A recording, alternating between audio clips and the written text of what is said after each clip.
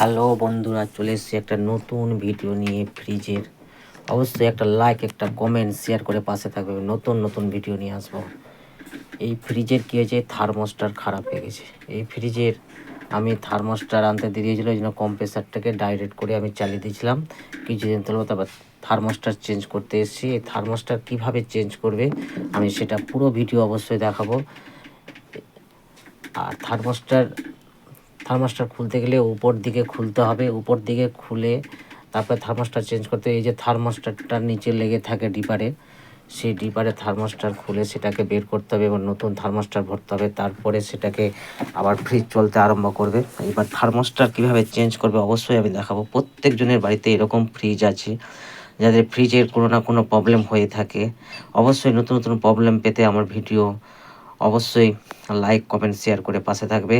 আমি নতুন নতুন ভিডিও নিয়ে আসবো। এই যে থার্মোস্টারটা আমি ঢুকাতে গেলে কী করতে হবে, ডিপারটাকে খুলে নিতে হবে। না খুললে কিন্তু ঢোকানো যাবে না, অসুবিধা হবে। এই জন্য খুলে নিতে হবে। দুটো নাট থাকে, সে নাটটাকে ভালো করে খুলে দিয়ে তারপরে সেটাকে ঢুকাতে হবে। আর খুব সাবধানে কাজ করতে হবে যাতে কোনো কিছু নষ্ট না হয়ে যায়।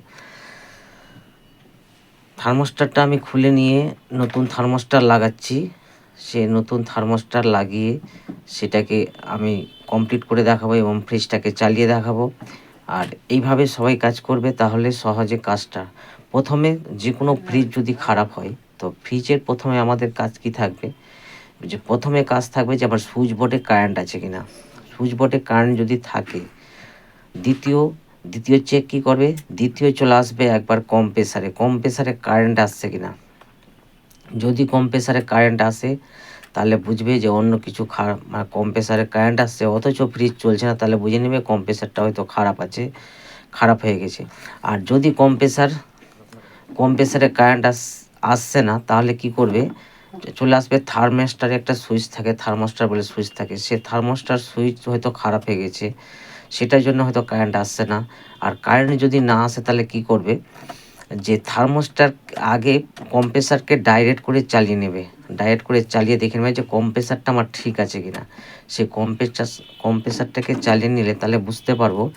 যদি কম্প্রেসার চলে তাহলে বুঝে নেবো যে কম্প্রেসার ঠিক আছে, হয়তো অন্য কিছু থার্মোস্টার কিছু খারাপ হয়ে গেছে, থার্মোস্টারকে চেঞ্জ করতে হবে। বা ফিউজ মার খেয়েছে, ফিউজ থাকে ওর ভিতরে একটা ফিউজ থাকে, সে ফিউজটাকে চেঞ্জ করে দেবে। এটা হচ্ছে নন ইনভার্টার ফ্রিজ। আর যেগুলো ইনভার্টার ফ্রিজ থাকে সাধারণত সে তো ডিসি ভোল্টে চলে ইনভার্টার ফ্রিজগুলো। আর এটা হচ্ছে নন ইনভার্টার ফ্রিজ। নন ইনভার্টার ফ্রিজে বেশিরভাগে থার্মোস্টার খারাপ হয়, কম্প্রেসার খারাপ হয়, এগুলো খারাপ। এই ধাপে ধাপে চেঞ্জ করলে অবশ্যই প্রত্যেক ফ্রিজের ফল্টগুলো পাওয়া যাবে। এইভাবে চেঞ্জ করে নেবে, তাহলে প্রত্যেকটা ফ্রিজের ফল্টগুলো ঠিক করে পেয়ে যাবে যেভাবে চেঞ্জ করো। আর এটার থার্মোস্টারটা খারাপ হয়েছিল, আমি সেটাকে চেঞ্জ করে লাগিয়ে দিয়ে অবশ্যই চালিয়ে দিয়ে দেখাবো। থার্মোস্টার লাগানো হয়ে গেলে সেটাকে চালিয়ে আগে কারেন্টটা দেখতে হবে যে থার্মোস্টার দিয়ে কারেন্টটা আসছে কিনা। যে থার্মোস্টার একটা সুইচ আছে, সেখান থেকে কারেন্টটা অটো হয়ে চলে আসবে কম্প্রেসারে যদি আসে তাহলে বুঝবে যে আমার থার্মোস্টারটা ঠিক আছে।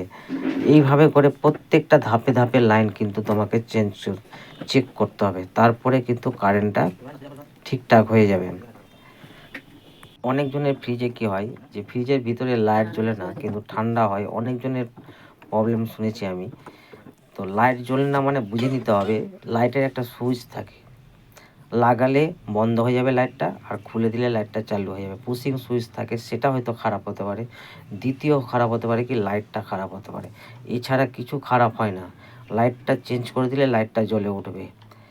এইভাবে ধাপে ধাপে। এরপরে আমি ভিডিওটা একটু করেছি, আর ভিডিওটা করতে একটু অসুবিধা হয়েছে। মানে ভিডিও যাকে দিয়ে আমি করাচ্ছি সে অতটা ভিডিও করতে পারছে না, এই জন্য সে ভিডিওটা মানে কাঁপছে ভিডিওটা। আর আমি নিজে করলে তাহলে কাজটা করতে পারবো না, এই জন্য ভিডিওটা একটু করে দেখাচ্ছি। আর যাকে দিয়ে করাচ্ছি সে ভালো ভিডিও করতে পারে না।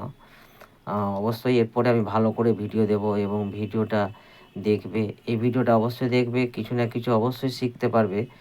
আর সে কম্প্রেসারটা ডাইরেক্ট করেছিল, সেটাকে আমি ডাইরেক্টটা কেটে দিয়ে দিচ্ছি থার্মোস্টার সুইচ দিয়ে সেই কম্প্রেসারের লাইনটা আর সেটাকে ঠিক করে নিচ্ছি। ঠিক করে নিয়ে সেটাকে আমি চালাবো, অবশ্যই চালাবো। চালিয়ে দিয়ে আমি সেটাকে রানিং করে দেখাবো। পাশে থাকবে, একটা লাইক, একটা কমেন্ট, শেয়ার দিয়ে, তাহলে আমি নতুন নতুন ভিডিও পাবে এবং নতুন নতুন আইটেমের ভিডিও। আমার কাছে অনেক রকম কাজের ভিডিও পাবে, সেই ভিডিওগুলো অবশ্যই দেখে কিছু না কিছু উপকৃত হবে। আর সবারই কিছু না কিছু কাজে লাগবে। কিছু মনে করবে যে ভিডিওটা খুঁজতে হবে, যদি ভিডিও খুঁজতে হয় তো সময় লাগবে। কি করবে, যে ভিডিওতে অবশ্যই একটা শেয়ার করে রাখলে নিজের প্রোফাইলে সহজে ভিডিওটা পেয়ে যাবে।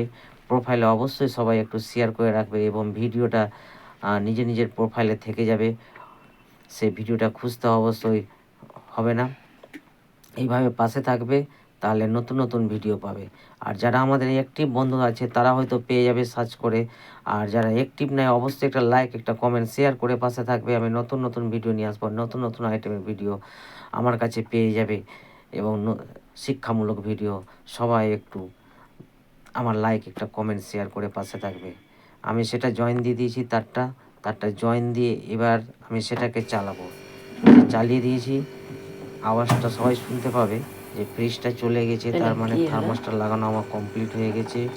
আর সেটাকে আমি একটু আস্তে করেই দেখালাম। আর বাকি ভিডিও আমি একটু স্পিড করে দেখিয়েছি। অবশ্যই সাথে থাকবে বন্ধুরা। এইভাবে আমার সাথে থাকলে আমি নতুন নতুন ভিডিও অবশ্যই আবার নিয়ে আসবো এবং ফ্রিজের আরও ভিডিও দেব। সব কিছুর ভিডিও আমার কাছে পেয়ে যাবে। ধন্যবাদ।